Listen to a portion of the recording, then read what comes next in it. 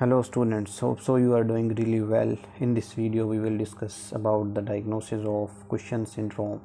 एक पेशेंट आया आपके पास उस कुशन सिंड्रोम से, उसको आप किस तरह डायग्नोस करोगे और उसकी काज को किस तरह डिटरमिन करोगे। ये जो कोर्टिसोल लेवल उसकी बॉडी के अंदर इंक्रीज़ हुआ है, आया वो due to problem pituitary hypothalamus उस वजह से है या फिर एड्रीनल के अंदर कोई मसला है उस वजह से उसका कोर्टिसोल लेवल इंक्रीज़ हुआ है।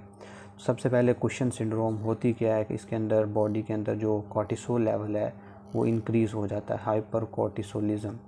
तो इसकी काज जो है वो पिट्यूटरी के अंदर भी प्रॉब्लम हो सकता है, एड्रीनल के अंदर भी मसला हो सकता है। उसको किस तरह डिटरमिन करेंगे वो फिर हम आगे जाके डिस्कस करेंगे। तो इसके अंदर डिफरेंट बॉडी के अंदर क्लिनिकल फीचर्स आती हैं। उसके अंदर बॉडी के अंदर वेट गेन हो जाता है पेशेंट का, मून फेस होता है, राउंड मून फेस, हाइपरटेंशन होती है, हाइपरग्लाइसीमिया, मेंस्ट्रुअल इरेगुलरिटीज़ होती हैं, थिन स्किन होती है, इजी ब्रूजिंग और स्ट्राया बने होते हैं स्किन के ऊपर। तो ये डिफरेंट क्लिनिकल फीचर्स होती हैं कुशन सिंड्रोम की due to increase cortisol level in the body. तो कोर्टिसोल लेवल भी बॉडी के अंदर इंक्रीज़ हो सकता है और जो दूसरा है ACTH उसकी वजह से भी कोर्टिसोल लेवल इंक्रीज़ हो सकता है, और एड्रीनल के अंदर कोई प्रॉब्लम है उस वजह से वो ज़्यादा कोर्टिसोल बना रहा है उस वजह से भी हो सकता है। तो उसके अलावा स्किन के अंदर हाइपर पिगमेंटेशन भी हो सकती है पेशेंट के अंदर। हाइपर पिगमेंटेशन क्यों होगी? बिकॉज जब ACTH इंक्रीज़ करता है एड्रीनोकोर्टिकोट्रोफिक हार्मोन, तो उस वजह से जो मेलानोफोर स्टिमुलेटिंग हार्मोन है ना वो भी इंक्रीज़ हो जाता है, उसकी वजह से हाइपर पिगमेंटेशन भी हो सकती है इस केस में भी। ठीक है, उसके अलावा फर्दर हम इसको आगे पढ़ते हैं कि किस तरह इसको डायग्नोस करेंगे इस पेशेंट को। तो इसकी काज क्या हो सकती है? अगर तो ACTH डिपेंडेंट है तो उसकी वजह क्या हो सकती है? कुशन डिजीज़ हो सकती है। जब पिट्यूटरी के अंदर कोई प्रॉब्लम होगा तो उस वजह से उसको फिर कुशन सिंड्रोम नहीं, उसको पर्टिकुलरली कुशन डिजीज़ कहते हैं। तो कुशन डिजीज़ हो सकती है। एक्टोपिक कोई ऐसा कार्सिनोम है जो एक्टोपिक ACTH प्रोड्यूस कर रहा है उस वजह से भी हो सकता है। उसके अलावा ACTH इंडिपेंडेंट कुशन सिंड्रोम भी हो सकती है, और ड्यू टू एड्रीनल एडिनोमा या due to low ACTH level होगा इस केस में, एड्रीनल एडिनोमा के केस में। तो सबसे पहले जो इसका वर्कअप है उसको हम अब डिस्कस करते हैं। तो सबसे पहले हम एक्सक्लूड करते हैं कि आया पेशेंट एक्सोजीनियस ग्लूकोकॉर्टिकॉइड तो नहीं ले रहा, कि उस वजह से it is the most common cause of cushion syndrome. Patient जो है वो एक्सोजीनियस कॉर्टिकोस्टेरॉइड ले रहा होता है, उस वजह से बॉडी के अंदर कोर्टिसोल जो लेवल है वो इंक्रीज़ कर जाता है। तो इम्यूनोसप्रेसिव थेरेपी के तौर पर हम देते हैं ऑटो इम्यून डिजीज़ के अंदर, तो उसके इसको सबसे पहले हम एक्सक्लूड करेंगे। उसके बाद आ जाते हैं स्टेप 2 में। स्टेप 2 में हम डायग्नोस करेंगे कि आया बॉडी के अंदर जो कोर्टिसोल लेवल है वो इंक्रीज़ भी है या नहीं। तो बॉडी के अंदर कोर्टिसोल लेवल इंक्रीज़ करेंगे। उसके लिए 3 टेस्ट हैं, उनमें से हम कोई से 2 तो परफॉर्म करते हैं। अगर 2 टेस्ट पॉजिटिव आ जाते हैं तो उसको फिर डायग्नोस करते हैं हम कुशन सिंड्रोम का पेशेंट। तो उसके अंदर 24 आवर यूरिनरी कोर्टिसोल एक्सक्रीशन हम चेक करते हैं कि जो 24 आवर कोर्टिसोल रिलीज़ हुआ है बॉडी से उसकी लेवल इंक्रीज़ तो नहीं हुआ। उसके अलावा late night salivary cortisol level check करते हैं, क्योंकि एट नाइट जो कोर्टिसोल लेवल है बॉडी के अंदर वो डिक्रीज़ हो जाता है। सुबह के टाइम कोर्टिसोल मैक्सिमम होता है, रात को कम हो जाता है।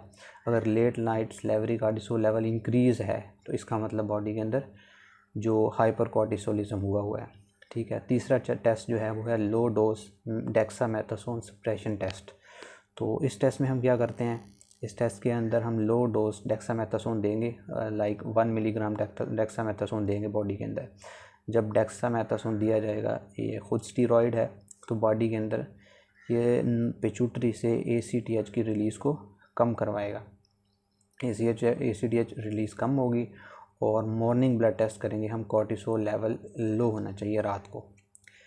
ठीक है, बॉडी का हमने कोर्टिसोल दिया, लो डोज एडमिनिस्टर किया। अगर तो बॉडी के अंदर बॉडी ठीक है, कोई प्रॉब्लम नहीं है, तो ACTH जो है वो नॉर्मल पिट्यूटरी से सप्रेस हो जाएगा, और मॉर्निंग में जो कोर्टिसोल लेवल है वो कम होना चाहिए। अगर in the morning cortisol level कम नहीं है, स्टिल हाई है, तो इसका मतलब बॉडी के अंदर जो कोर्टिसोल या तो कोई पिट्यूटरी एडिनोमा है जो कोर्टिसोल रिलीज़ किया जा रहा है, या फिर एक्टोपिक कोई ट्यूमर है जिसकी वजह से कोर्टिसोल की प्रोडक्शन हो रही है।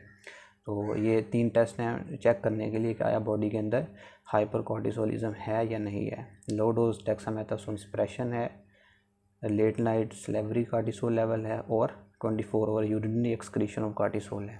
तो ये सबसे पहले हमने क्या कर लिया, उसको डायग्नोज कर लिया कि बॉडी के अंदर हाइपर कॉर्टिसोलिज्म है।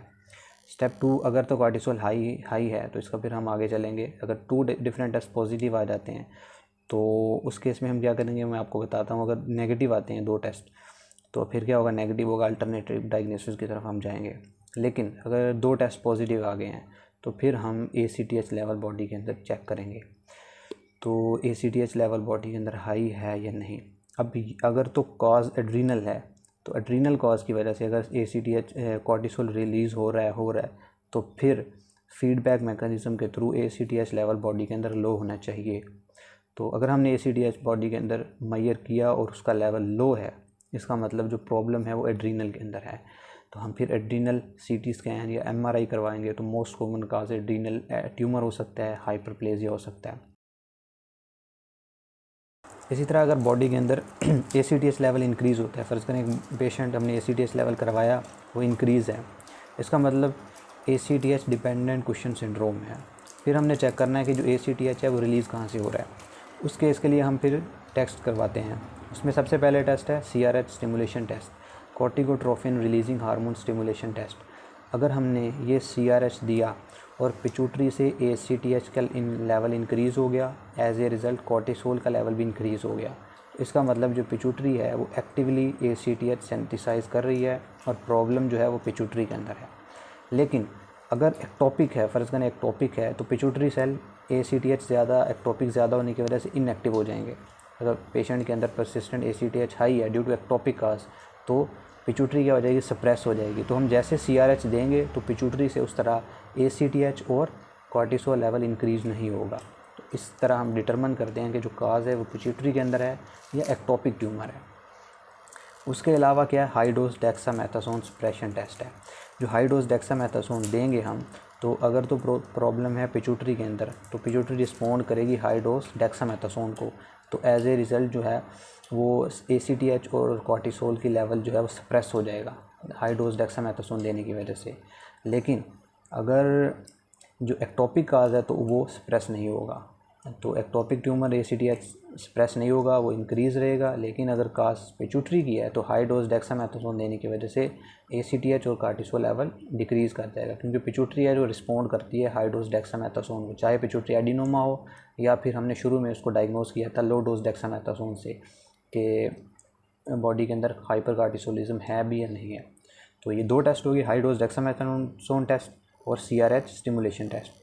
लेकिन अगर इन दोनों टेस्ट करने के बाद भी काज जो है वो अनक्लियर है तो उसमें फिर पेट्रोसल वेनस हम सैम्पलिंग करते हैं। तो पेट्रोसल वेन जो होती है वो ड्रेन करती है पिट्यूटरी ग्लैंड को, उसके ब्लड का हम सैंपल लेते हैं, उसमें फिर ACTH मेजर करते हैं। तो अगर high central to peripheral ACTH है, अगर हमने पेट्रोसल वेन के अंदर ACTH चेक किया उसमें ज़्यादा है और पेरिफेरल ब्लड के अंदर कम है, तो इसका मतलब काज जो है वो पिट्यूटरी के अंदर है। लेकिन अगर पेरिफेरल में ज़्यादा ACTH और सेंट्रल जो हमने ब्लड सैंपल लिया पेट्रोसल वेन का उसमें कम है, तो इसका मतलब काज जो है वो एक्टोपिक है। तो ये इस तरह हम डायग्नोज करते हैं कि जो ACTH डिपेंडेंट कुशन डिजीज़ है उसकी काज पिट्यूटरी के अंदर है या फिर उसकी काज जो है वो कोई एक्टोपिक ट्यूमर है। तो अगर तो पिट्यूटरी काज है तो उसके बाद हम पिट्यूटरी के लिए MRI CT स्कैन वगैरह करेंगे, उसको लोकलाइज़ करेंगे और पिट्यूटरी एडिनोमा को देखेंगे। तो ये ओवरऑल सबसे पहले स्टेप में हमने डायग्नोज किया था लेट नाइट सेलेवरी कॉर्टिसोल से 24 ओवर यूरिन कॉर्टिसोल से लो डोज डेक्सामेथासोन थे। अगर तो पॉजिटिव आया फिर हम ACTH मेजर करते हैं। ACTH अगर लो है तो काज एड्रीनल है, ACTH हाई है तो काज पिट्यूटरी भी हो सकती है और एक्टोपिक ट्यूमर भी हो सकता है। तो उसके बाद हमने CRH स्टिमुलेशन टेस्ट किया, हाई डोज डेक्सामेथासोन टेस्ट किया, उसकी बेस पे हमने फिर आगे फर्दर डायग्नोज किया। तो this is all about the diagnosis of cushion disease.